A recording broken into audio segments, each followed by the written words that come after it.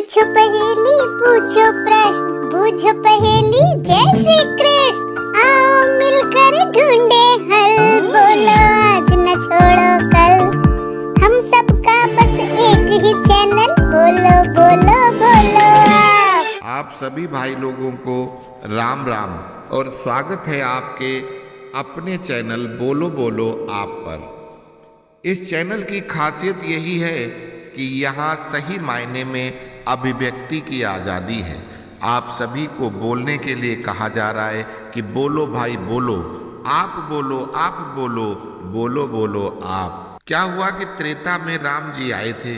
उन्होंने रावण, कुंभकर्ण, मेघनाथ, खरदूषण, त्रिशिरा, अतिकाय, कंपन, देवांतक, नारांतक, हिरावण, महिरावण और पता नहीं क्या क्या नाम वाले लाखों राक्षस मार दिए। अब उनकी आत्माएं भटकने लगी। अब उनको मरने का भी डर नहीं था। सभी ऋषि मुनि, देवता, दानव, मानव, किन्नर, गंधर्व सभी लोगों को परेशान कर रहे थे। भूत प्रेत से रक्षा करने से भगवान ने भी मना कर दिया। लक्ष्मण जी बोले, देखो ऋषियों, मैंने तुमको राक्षस लोगों से बचाने की कसम खाई थी, आत्माओं से नहीं। आत्माएं तो मुझे भी डराती हैं, उनको मारा तो जा नहीं सकता, हम खुद ही दूसरे के सहारे हैं। बेचारे बजरंग बली हनुमान पहरा देते हैं, तब हम सोते हैं। हम चार भाई, चार महल अकेले हनुमान जी।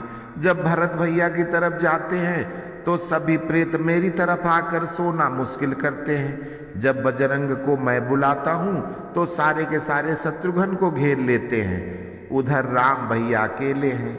सीता मैया तो पताल में समा गई, अब अकेले रहते हैं, बेचारे जमीन पर सोते हैं। आसपास बेचारे बच्चे लव और कुश पहरा देते हैं। रात भर जागरण होता है। भूत प्रेत चुड़ैल सब नाचते हैं। अकेले हनुमान जी से डरते हैं क्योंकि वो पिटाई करते हैं। लेकिन अकेले किस किस प्रेत को कितने लोगों की पिटाई करेंगे, मार तो सकते नहीं। उर्मिला, मांडवी, श्रुति सभी बेचारी पूरी पूरी रात जागती है। अब सब मिलके राम जी के दरबार में अर्जी लगाते हैं कि इन लंका वाले भूतों से बचाओ। राम जी बोले, हनुमान, तुम्हारे होते हुए ये क्या सुन रहा हूं? हनुमान बोले, प्रभु, हम भरत भैया, लक्ष्मण भैया और शत्रुघ्न भैया के महलों में दौड़ लगाते रहते हैं, लवकुश भी बुलाते हैं, बीच बीच में अकेले हम किस किस प्रेत से लड़े?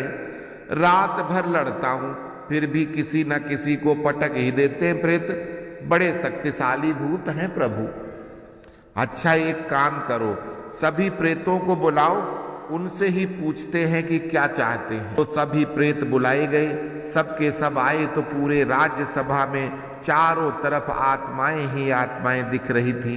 लाखों राक्षसी, भूत प्रेत, चुड़ैल सब शोर मचा रहे थे। अब राम जी ने एक बार, दो बार, तीन बार चुप कराया, लेकिन फिर दरबार में फिर वही बाजार लग जाए। कौन क्या कह रहा, किसी को कुछ सुनाई नहीं पड़ रहा। फिर तो राम जी को क्रोध आ गया और उन्होंने धनुष की जोरदार टंकार किया, जिससे तीनों लोक कंपायमान हो गए और जोरदार तरीके से बोले कि अब मैं वो बाण निकाल रहा हूँ जिससे समुद्र को सुखाने जा रहा था, उसी से सभी आत्माओं को जला डालूंगा। अब सभी भूत, चुड़ैल, प्रेत सब डर गए और एकदम चुप।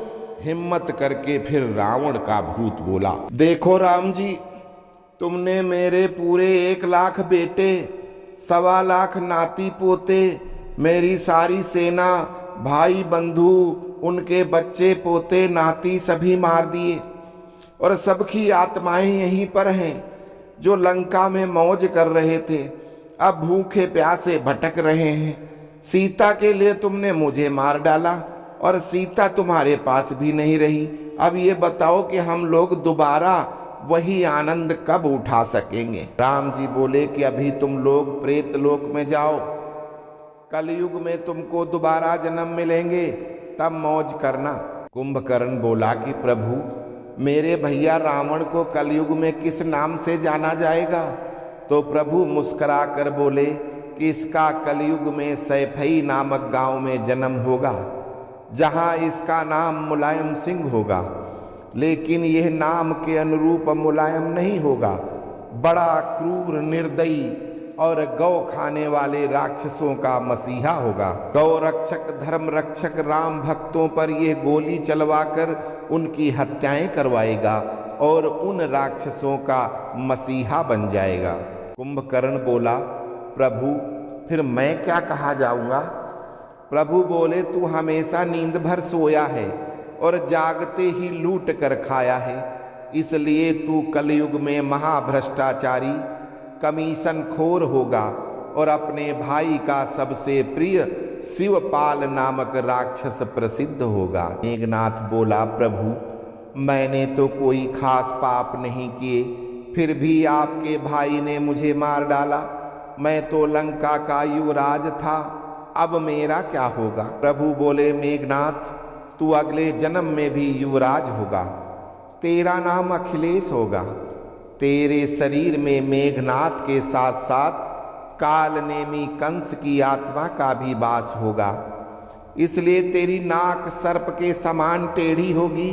लोग तुझे नकटेढ़ा नहीं कहकर बल्कि तेरी जय अखिलेश कहकर जयकार करेंगे, किंतु कंस की आत्मा होने के कारण तू अपने पिता को लात मारकर उनकी कुर्सी छीन लेगा। राम भक्तों पर गोली चलाने वाले राक्षस रावण का कलयुग में तू कंस बेटा कहा जाएगा और तुझे तेरे पिता का श्राप मिलेगा, फिर दोबारा कभी राजा नहीं बन पाएगा। इतने में शूर्पणखा बोली कि प्रभु मैं तो स्त्री जाति हूँ, मेरा क्या?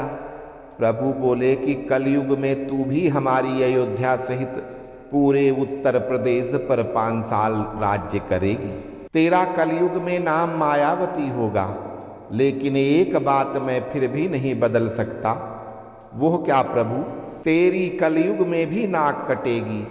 इस बार लक्ष्मण नहीं बल्कि तेरी नाक काटने वाला तेरा भाई रावण रूपी मुलायम ही होगा।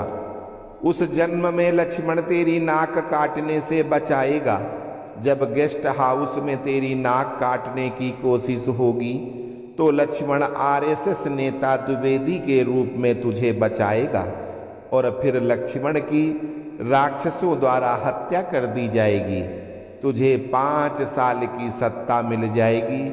तब से तू साड़ी पहनना छोड़ सलवार सूट पहनेगी, लेकिन इस जन्म में भी तेरा विवाह नहीं हो पाएगा। इतने में पूतना आ जाती है। वो बोली कि सारे वरदान त्रेता वाले पा जाएंगे तो द्वापर वाले क्या करेंगे? प्रभु मैंने तुमको अपना दूध पिलाया और तुमने मुझे ही मार डाला था, ये कोई बात हुई? मैं तो किसी को दूध भी ना पिला सकी, मेरे कोई संतान भी नहीं हुई। प्रभु बोले, चलो तुम कलयुग में सबसे प्रसिद्ध माता बनोगी। तुम्हारा जन्म 7 समुंदर पार इटली में होगा। तुम पहले तो एक रेस्टोरेंट में बैरा का काम करोगी, लेकिन फिर विभीषण के खानदान वाले से विवाह करके तू भारत की राजमाता बन जाएगी, जहाँ पर तुझे एक ऐसा पुत्र मिलेगा जिसको ताउम्र दूध पिलाकर भी उसको बड़ा नहीं कर पाएगी।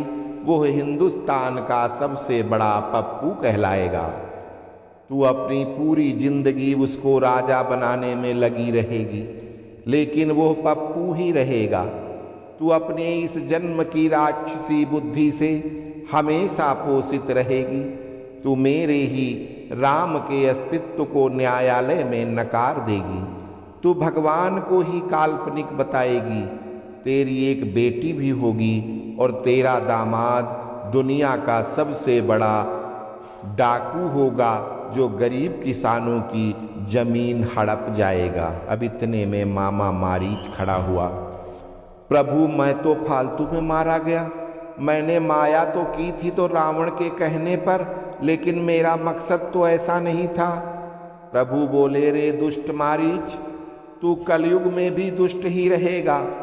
माया छल प्रपंच मक्कारी झूठ तेरी नस नस में रहेगा। फ्री का लालच देकर तू इंद्रप्रस्थ का राजा बन जाएगा। झूठा मक्कार होते हुए लोगों की मूर्खता से दिल्ली का सीएम बन जाएगा। और लोग तुझे केजरीवाल के नाम से जानेंगे, कुछ लोग तुझे खुजलीवाल भी कहेंगे। इस प्रकार भगवान ने सभी दुष्ट राक्षस आत्माओं को कलयुग में पुनः जन्म लेकर मौज करने के वरदान दिए। अब विभीषण बोले कि हे प्रभु, मैं क्या करूँगा? राम जी बोले कि तूने जिस प्रकार अपने भाई रावण का वंश खत्म कराया था, उसी प्रकार कलयुग में तू देश के टुकड़े कराने वाला, अंग्रेजों का चमचा, खुद को अपने मुंह से देश का चाचा कहने वाला सबसे बड़ा गद्दार होगा। तू ही देश के टुकड़े कराएगा सत्ता के लिए और तेरा नाम नेहरू होगा। तेरे पूर्व जन्म के पापों के कारण तू इस जन्म में भी आजीवन नारियों के पीछे भागेगा और मरते मरते भी अपनी गद्दारी दिखाते हुए देश की जमीन चीन को देता हुआ मर जाएगा। इसके बाद तेरी गद्दार आत्मा विभिन्न वामपंथी टुकड़े टुकड़े गैंग हजारों गद्दारों के शरीर में समाहित रहेगी, जो देश के साथ सदैव गद्दारी करते रहेंगे। और प्रभु, फिर आप कब आएंगे? हम कैसे पहचानेंगे? प्रभु बोले कि मैं स्वयं नरेंद्र मोदी और लक्ष्मण अमित शाह के रूप में आएंगे। हमारे प्रिय हनुमान योगी आदित्यनाथ के रूप में पधारेंगे और सभी दुष्टों का सर्वनाश करेंगे। इस बार विभीषण तुम राम के नहीं, रावण के लिए राम से गद्दारी करते हुए नजर आओगे। जब सबको वरदान मिल गए, सभी आत्माएं प्रेतलोक में चली गईं और कालांतर में कलयुग आया, तो अपने वरदान के अनुसार पृथ्वी पर अवतार ले लेकर देश की जनता को लूट रहे हैं। अस्तु। जय सिया राम।